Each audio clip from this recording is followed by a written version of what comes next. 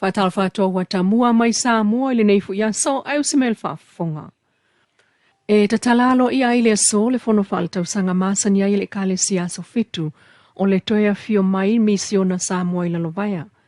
Wa moli mawina o le atamua ile faalau ilo ina lea o le sao le kale sia ile ono sfuluta usanga o tuto tasio Samoa e alla ila na ulua iselselenga e faalau ilo ailo na lotoa ila lovaya ile so. Moli mawina o le fono tele lea le STA misiona na ngata maili te usanga ilua fesfuluiva ma malo lo mai ona o tapu o le COVID peitai. O le aso le watoe feilo ai to tino le kalesia mai upolu nei msavai. Ua awai mai foi ta le kalesia mai Amerika Samoa ili wha moe. E ese mai le lua iselselenga wa te tala ai le fontele le nei tausanga. Pol kalame o le savali au talavou, po le Pathfinder, o pese pesenga sone taitasi mai le motele ma upolu nei. Mo savai e 5 sone o lo awai mai le fono. O le polkalame masani au fiai a pitanga, ale vaenga talavou e whaatinoia lato le sona. Whaapena fo i matangata mātutua le whaatinonga o lato foi le sona whaatulanga. O le whailo inga whaaltausanga le neia le ka le siaso fitu, ua whaitautausanga talua na tolo po mai ono tapo le COVID e whaato a whaamae ai ile asa.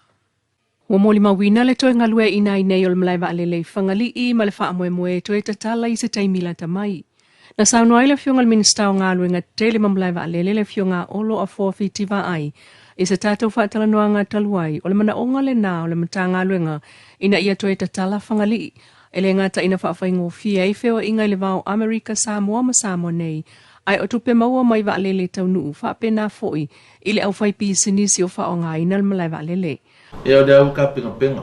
Le au ka pinga penga le tūlanga foi e pe o ngai ai so o langona ma le a whapena fo le pulenga mlai vale nei. E o whakasi fo I ma se whinga ngalo fo el miska al Samoa Airways ma le ato fo I pulenga. O ngai iai lava le tūlanga fo I le ua a whainga pisingisi. A me se ala le tūlanga le sa mato tatanoa I mtutuila. E o lako wakal sanga ngā whamole moli. Se I koe kala whangali I le lei mo lako. Ia o le ala ngā kupe fo ngā e le ngā kala I le kako kampangi vale le ale Samoa Airways ai whape ngā fo I le Samoa Airport Authority o le kulanga la pala ngā ia e mangkua fo I e mawai fo ke le kupe Samoa Airport Authority I landing fees whangari ia e me se fo le lower airspace le charging o lower airspace ma tūlanga whapena.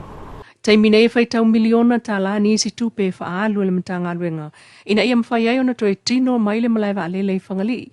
E le ngata o le toe whaalele o le malai se se e ai waa. O le whale o iei ofisa e tau nuu iei wa alele.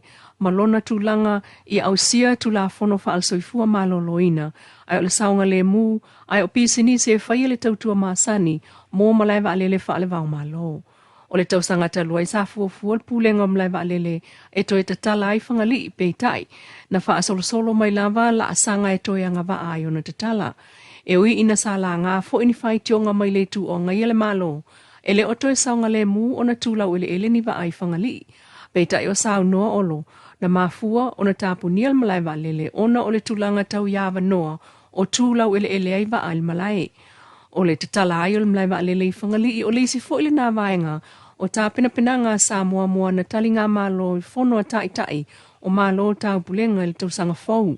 O se taimi I whai ngol māsene nei o fuafua o atu iai, o toe tatala le malai I whangali mai o le atu e pa ua I fo I pāse se wa alele mo tangata whamalanga ai. Ai, ua whetau I fo I, mai a inga whaafai ngō fia o pe mita o whea inga whaapisini si atu o tangata Samoa mō tutuila. Wa susu aina I leo pena whaapewhio na mawal whaatananga I saua I le wa amala na uta o loa mai tutuila Amerika Samoa alu sao I sa lelonga I savai. O le uta pe ona li putia sa whaamoe mo sa whaalawelawe I sa la whaia le ainga ana le wa peitai. O se si lea o ngā luenga pui o ngā taifale o so son tele mai ele malo Australia I a Samoa.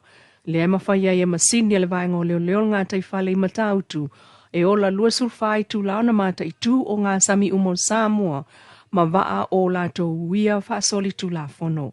O waa whewa ele sami le sile a wala lo ma salomia I le whaaui mai ai o fuala au whaasaina i lutatu atunu. Peitai, o le waalena malanga mai Amerika Samoa malu i sawa i malanauta e le o mautino ai i le taiminei. O fesilingi ai e le mtanga luenga o leo leo.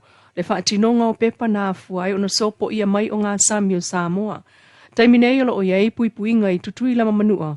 Ona o le misela o lo pepesi le territory. Matapuni ai a lato wa onga. Peitai o leisi fo ile nai tu o lo o iei papolenga. I tulanga tau puipuinga o le soifua malo lo ina o iei nei. O whaia pea sa ili ngā leo leo.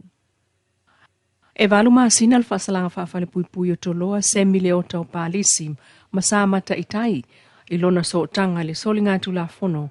O le wha o lima mātanga na wha maonia le wha amsino le wha amsinonga māwalunga. Justice tuatanga loa. Mai le wha amsinonga o le teine na wha atali ta vale ai piki mai e le o ta uailunga mai le wha aitu atu i sifo muli whanua. Peita inao o mai i whale olo malu i tua le ta vale male awala. Mal wha amoe moe o le au ta vale wha atino le soli tu la fono ai le i tau nuu. Ina ua mawhaio na sola ese lea tamaitai, matalo talo ini ta vale le awal tele, na ia tau ilon tinal fa le tonu ma fa aulua iloa le tangi i leo leo. Mai tawina le whamsino, Justice tuatanga loa sa avel fa amoe moenga o lea tamaitai le ave ta vale tu uia pe a o atu me whainga luengai, ai le ai. Na iloa fo el whamsinonga, le fa ao ngā fa asoli tu la fono e lea lii, o mea whainga luenga ma le taimi o lo to tongi ai e lona fa le whainga luenga. Fa au ngā le ta avale le company, e wha ati noi lea tūlanga i lona taimi whai ngā ruenga. E le oilo ai o se tangata wha atuatuaina, e pei ona wha ailoa ne le tusi e le company o ngalue ai. E le o se tangata fo e wha amoe moeina, e pei ona tauane, e le tusi ala na peshop. Na amata mai le wha atatau al wha amsinonga, e pei ona wha atuaina. E leo leo, i le se fulu lima masina wha afal pui pui, ava ese ai le tasi masina i lona Salamo. Ono masina ava ese mai ana ami o le lei sa iai. Mataunu uai le whamsinonga i le valu masina totoe e nofo sala i le ali il falpuipui i tanu malala. I tala toe tuli lo le tau wanga whango tanga o le sempini whalwao malo le sikfa lua o lua tolu. Leo lo o whanga solo il vai asol neilo na so mua muana nafi. I wha mau ngā le pulenga o whai ngā whaiva. E lua vaenga o lo o tau la i aile ta alonga le neil tai. O le i asili o na lapo o le aso, ma le fuatanga o le aso. O le i asili o na lapo o le aso mua mua nafi le na mai ta wina, le tau whaimata alia umo tau tai pei tai, e na le tasi lava le manu malo. Le na maua pe na aina i le ofea Jared Williams o le team Yellowfin, le i asili o na lapo o le aso mua mua. O le isi vaenga tongi o le tau vanga o le fuatanga le va, o lo tulanga mua mua i fo i le team Yellowfin, lo na tolu le double trouble. Peitai, o le whato a amatalta longa e pe o na ta ua le pulenga o le tovanga, o lo tele lava taimi, mo isi au whaiva e turilo a aini o lato ai. Mo o mai ai, i le aso lona lua le neo le sikfa lua o lua tolu. Ai o se aso mata ina foi, na iai na nafi e pe o na whaamawina, e le pulenga e uisa iai lava tulanga so o le sami, ai sa mo le mawina le wha lo o ofea tautai ma toso mai ilunga ia. Mai o natu langa ngalu a le ngā taifale o ngā sami na o atu iai whaango tā ngā nanafi ai sa tau nu uma mai lava i le wafu i le taimi whaatapulaa o le lima i le afiafi mo le fua ina o lato wia. Ai se Italia le tau nu unga o le aso molona ia fo i fuanga a o tatia mai ai i le Yellowfin e se lautolu ono tesima le ono. Second chance e sfuluiva tesima le wha. Lona tolu le double trouble e sfuluvalu tesi o lima. Numera fale last minute e sfultasi tesima le fitu. Lona lima le pure indulgence e sfultasi tesi lua lima. Ai lona ono le real cat e valu tesima le tolu lima.